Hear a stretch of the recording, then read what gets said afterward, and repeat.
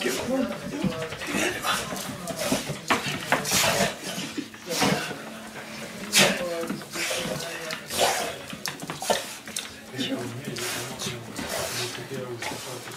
Nej, men vem var... Oj, vem var det som kom? Jo, det är gumman.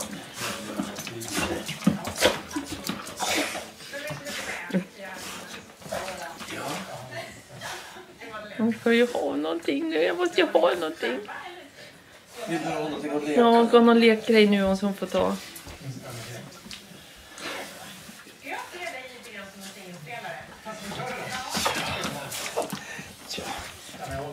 Är det din favoritleksak det där, va? Ja.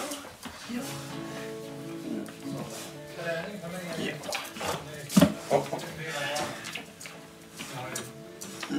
Hur är det med tjejen? Är det bra?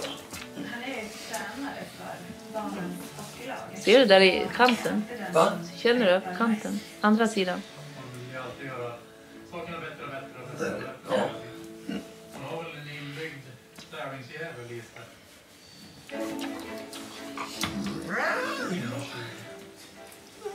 Hur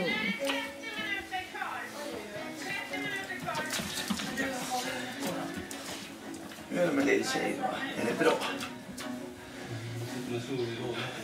Ja, det är någonting mer.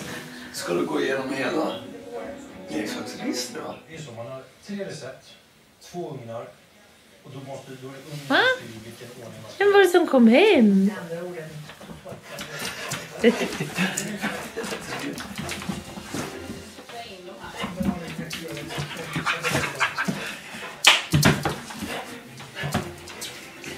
Jag ska ha en annan lekgrej om.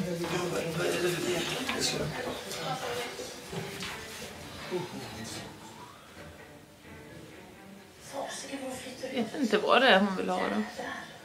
Men hur gör vi då? Får ni inte? Då är det 15 minuter kvar.